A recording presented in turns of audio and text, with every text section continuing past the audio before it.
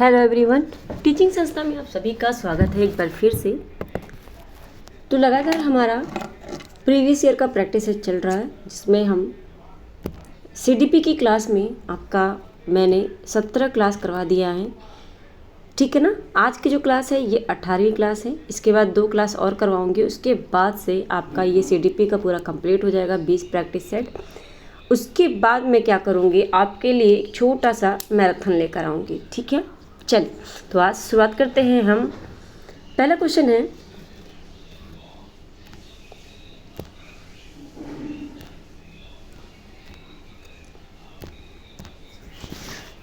है, कि आपका कक्षा में अर्थपूर्ण अधिगम को प्रोत्साहित करने के लिए अध्यापिका को क्या करना चाहिए। तो विद्यार्थियों की सहायता करनी चाहिए, वे अपने मनोभाव और अभिप्रायों को सुव्यवस्थित कर पाएँ। तो ये बात भी सही है, ठीक है। और यहाँ पे मेरे हिसाब से ये और भी ऑप्शन नीचे दिया होगा, ठीक है ना, इस टाइप में। हाँ, ठीक है। तो पहले तो सही है, विद्यार्थियों को उनके प्रदर्शन के आधार पर वर्गीकृत और नामांकित करके उनकी योग्यता समूह में बांटेंगे। Very very bad. मैंने ये बार बार बताया है, स्टार्टिंग से लेके अभी तक ये क्वेश्चन कितने बार आ चुका है अलग अलग लैंग्वेज में, ठीक है ना, यानी चेंज कर करके। तो यहाँ पर अगर मैं बात करूँ, ये आपका ऑप्शन गलत हो जाएगा, ठीक है। फिर है आपका, विद्यार्थियों में संवाद और परिचर्चा को प्रोत्साहित करना चाहिए, जिससे वे बहुपक्षीय परिप्रेक्ष्य में करने में सशक्त हों। ये बात भी सही है। कक्षा में विविधता की उपेक्षा करके शिक्षण की मानक विधि को अपनाना चाहिए। तो ये बात भी सही है। ये बात आपका मानक विधि को अपनाना चाहिए, उपेक्षा करके तो ऐसा नहीं है, उपेक्षा नहीं करनी है, ठीक है ना। तो ऑप्शन जो डी ये यानी 4th है, ये भी गलत है। तो आपका 1 और 3 सही हो जाएगा, ठीक है। 1 और 3 यानी ऑप्शन सी सही हो जाएगा। अगला प्रश्न है,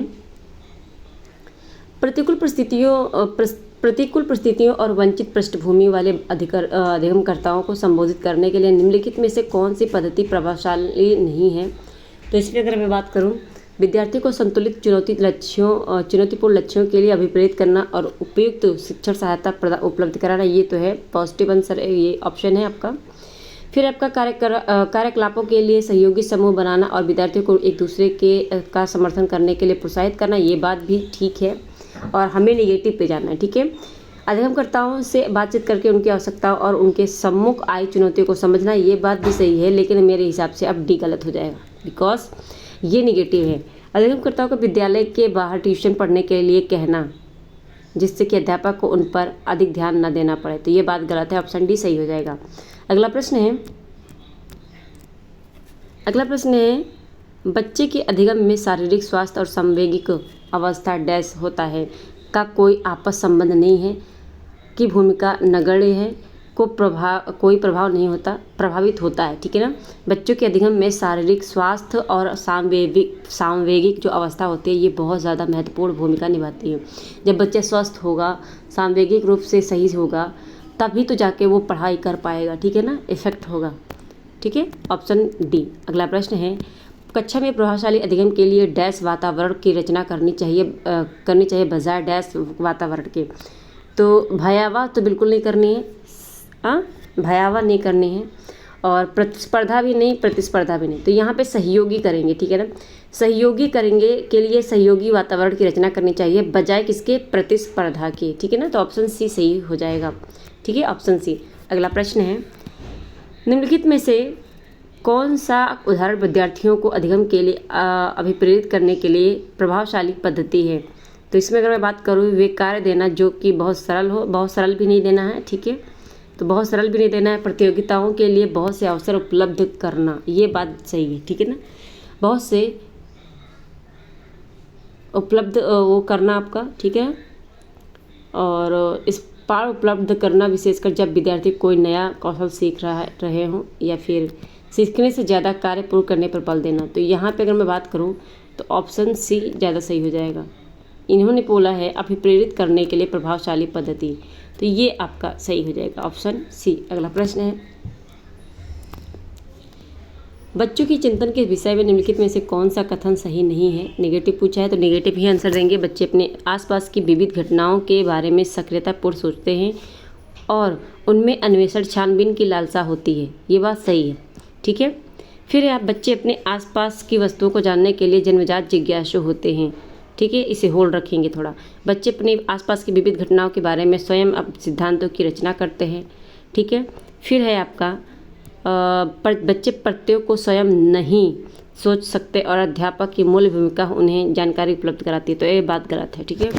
नहीं पे जाना था और नहीं, ऑप्शन डी हो जाएगा। अगला प्रश्न है, अधिगम एक डैश और डैश प्रक्रिया है। तो अधिगम एक जटिल सक्रिय है, ठीक है ना। जटिल और सक्रिय प्रक्रिया होती है अधिगम, कॉम्प्लेक्स एंड एक्टिव। ओके, अगला प्रश्न है, अपनी कक्षा में अर्थपूर्ण अधिगम को सुसाध्य बनाने के लिए अध्यापिका को अपनी कक्षा में सामाजिक, सांस्कृतिक, धार्मिक, भाषाई विविधता को डैश चाहिए, समझना चाहिए, ठीक है ना। अनदेखा, टालना, उपेक्षित नहीं। ऑप्शन ए सही हो जाएगा। अगला प्रश्न है, एक कक्षा में अध्यापिका अपनी शिक्षा शास्त्र व आंकलन की विधियों को विद्यार्थियों की व्यक्तिगत ज़रूरतों के अनुसार परिवर्तित करती हैं। तो ये जो होता है वो व्यवहारवादी, यहाँ पे एक पाठ्य पुस्तक केंद्रित, व्यवहारवादी, अध्यापक केंद्रित, प्रगतिशील। तो ये प्रोग्रेसिव हो जाएगा, ठीक है ना, प्रगतिशील आधार पर। अगला प्रश्न है, बच्चों का विद्यालय में असफल होना। बच्चों का विद्यालय में असफल होना ये साबित करता है कि इन बच्चों में आनुवंशिक पैदाइशी कमियां हैं, ऐसा नहीं है, बच्चे में गलती नहीं निकालनी। सूचित करता है कि अभिभावकों में अपने बच्चों के अधिगम में सहायता करने का सामर्थ्य नहीं है, ये बात भी गलत है। प्रस्तावित करता है कि वंचित पृष्ठभूमि वाले बच्चों में अधिगम का सामर्थ्य नहीं है, यह बात भी गलत है। ऑप्शन डी सही हो जाएगा। निर्दिष्ट करता है कि विद्यालय, ठीक है, विद्यालय इंपॉर्टेंट है, विद्यालय इन बच्चों की आवश्यकताओं और रुचियों की पूर्ति करने में समर्थ नहीं है। ऑप्शन डी हो जाएगा, ठीक है ना। अगला प्रश्न है, समूह में एक दूसरे को पढ़ाने और सहायता करने से क्या होता है। तो बच्चों का ध्यान भंग हो सकता है, ऐसा नहीं है। बच्चों में प्रतिस्पर्धा प्रवृत्ति उत्पन्न होती है जो कि अधिगम में विघ्न रुकावट पैदा करती है, गलत बात है। बच्चे स्वयं की चिंतन प्रक्रिया पर आक्षेप कर सकते हैं और संज्ञान क्रियाकलाप के उच्च स्तर पर पहुंच सकते हैं, ये बात सही है। और यहाँ पर अगर मैं बात करूँ डी का, तो ये भी गलत हो जाएगा, ठीक है। ऑप्शन सी सही हो जाएगा। अगला प्रश्न है, बच्चों के समाजीकरण में विद्यालय डैश क्या है, एक दूसरा सेकेंडरी कारक है। प्राथमिक कौन है, फैमिली होती है, ठीक है ना। प्राथमिक कौन है, फैमिली होती है, ठीक है, फैमिली। अगला प्रश्न है, निम्नलिखित में से किस मनोवैज्ञानिक ने प्रस्तावित किया कि बच्चों का चिंतन गुणात्मक रूप से वयस्कों की अपेक्षा अलग होती है।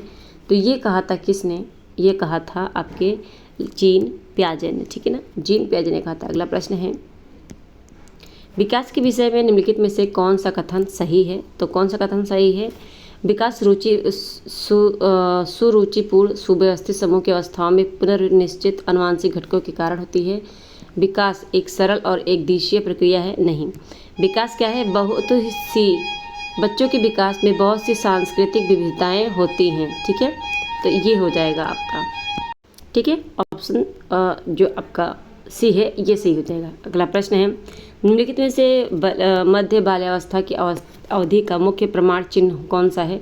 पेशीय कौशल और समग्र शारीरिक वृद्धि का तेजी से विकास, या फिर वैज्ञानिक तर्क और अमूर्त रूप से सोचने की क्षमता का विकास, या फिर प्रतीकात्मक खेल का उभरना, या तर्कसंगत विचारों का विकास जो कि प्राकृतिक रूप से मूर्त है। तो यहाँ पे अगर मैं बात करूँ ऑप्शन डी सही हो जाएगा, ठीक है ना। अगला प्रश्न है, बाल्यावस्था का जो होता है वो मूर्त होता है, ठीक है। जीन पियाजे के अनुसार बच्चे अमूर्त संक्रियात्मक अवस्था में होते हैं। तो ये 11 से ऊपर की बात हो रही है, ठीक है ना। अब 11 से ऊपर वाली कौन सी इसमें, तो अमूर्त संक्रियात्मक अवस्था में संरक्षण, वर्गीकरण और श्रेणीबद्धता करने में सक्षम नहीं होते हैं, ऐसा नहीं है। प्रतीकात्मक और सांकेतिक खेलों में भाग लेना प्रारंभ करते हैं, नहीं। परिकल्पिक, निगमनात्मक तर्क और प्रतिज्ञापित चिंतन करने में समर्थ होते हैं। और यहाँ पे मैं दूसरा बोलूँ, लास्ट वाला ऑप्शन जो है, एक मिनट, अच्छा इतना ही है, केंद्रीकरण और अनुक्रमणीय सोच है, ये नहीं होगा। ऑप्शन डी सही हो जाएगा, ठीक है, सी आपका सही हो जाएगा। अगला प्रश्न है, लॉरेंस कोलबर्ग के नैतिक विकास के सिद्धांत के अनुसार व्यक्ति की इस अवस्था में जब वह विश्वास करता है कि वर्तमान सामाजिक प्रणाली, ठीक है, प्रणाली को सक्रियतापूर्ण बनाए रखने से धनात्मक मानवीय संबंध और सामाजिक वर्ग सुरक्षित रहता है। तो ये यांत्रिक उद्देश्य अभिविन्यास होता है, सार्वभौमिक नैतिक सिद्धांत होता है, या फिर यहाँ पे अगर मैं बताऊँ तो सामाजिक क्रम व्यवस्था अभिविन्यास या दंड का पालन। तो दंड का नहीं होगा, ऑप्शन भी नहीं। बी और डी में आपका कौन सा ऑप्शन हो जाएगा? तो बी और डी में ऑप्शन डी सही हो जाएगा, सामाजिक क्रम व्यवस्था अभिविन्यास। ठीक है, अगला प्रश्न है, बाल्यावस्था की अवधि में विकास होता है, केवल परिमाणात्मक परिवर्तन नहीं, अनियमित और असंबद्ध धीमी गति से होता है। ठीक है ना, बाल्यावस्था में क्या होता है? धीमी गति से होता है एवं उसे मापा नहीं जा सकता। ठीक है, विकास का बोला है, वृद्धि का नहीं। ठीक है, तो ऑप्शन सी सही। अच्छा है, ठीक है, एक मिनट, सॉरी, ऑप्शन डी हो जाएगा, बहुस्तरीय और मिश्रित होता है। ठीक है ना, यहाँ पे बाल्यावस्था की अवधि में विकास, अच्छा विकास कैसा होता है? तो धीमी गति से होता है, ये तो आपका हो जाएगा वृद्धि का। ठीक है ना, ये ग्रोथ का हो जाएगा कि विकास उस टाइम पे धीमी गति हो जाती है। ठीक है ना, तो यहाँ पे डी ऑप्शन सही हो जाएगा। ठीक है, बहुस्तरीय और मिश्रित होता है, यानी जो बच्चों की थिंकिंग होती है। ठीक है ना, अगला प्रश्न है यहाँ पे, निकटस्थ विकास का क्षेत्र क्या है? तो वह प्रक्रिया जिसमें शुरू में विभिन्न समझ वाले दो व्यक्ति समान समझ पर पहुँचते हैं, या फिर वह प्रक्रिया जिसमें बच्चे समाज के वयस्क सदस्यों द्वारा निर्धारित विधि से कार्य करते हैं? नहीं, बच्चों के वर्तमान स्तर पर स्वतंत्र प्रदर्शन और वयस्क अधिक कौशल वाले समकक्षों की सहायता से बच्चे द्वारा उपार्जित किए जाने वाले प्रदर्शन के बीच का क्षेत्र। तो यहाँ पर अगर मैं बात करूँ, ऑप्शन सी बेस्ट हो जाएगा, सही हो जाएगा ऑप्शन सी। ठीक है, ऑप्शन सी सही हो जाएगा। अगला प्रश्न है, ये चीज़ देखिए, बच्चा बिना मदद कर सकता है, संभावित विकास। ठीक है ना, और ये होता है आपका बच्चा किसी की सहायता से कर सकता है। ठीक है ना, तो ये चीज़ें होती हैं। अगला प्रश्न है, एक प्रगतिशील कक्षा में शिक्षण अधिगम प्रक्रिया के दौरान अधिगमकर्ताओं का मूल्यांकन होता है, तो अभिभावकों को प्रतिपुष्टि देने के लिए नहीं, तो बल्कि यहाँ पे अगर मैं बात करूँ, बेहद महत्वपूर्ण है, क्योंकि यह बच्चों की समझ जानकारी देता है और अध्यापिका को अपने शिक्षा शास्त्र पर विचारने में सहायता करता है। यही बात सही हो जाएगा। ठीक है, ऑप्शन बी सही हो जाएगा। अगला प्रश्न है, हार्वर्ड गार्डनर के बहुबुद्धि सिद्धांत के अनुसार निम्नलिखित में से कौन सा जोड़ा बुद्धि के प्रकार और अंत स्थिति अनुपालन संभावना के अनुसार सही है? तो ये आपका हो जाएगा बुद्धि के प्रकार एक तरफ, और एक तरफ हो जाएगा अंतःस्थिति। तो यहाँ पे भाषिक जो हो जाएगा ये आपका होता है, अच्छा यहाँ पे पूछा है सही, तो भाषिक आपका मूर्तिकार नहीं होगा, ये तो चित्रकार वाला होता है आपका।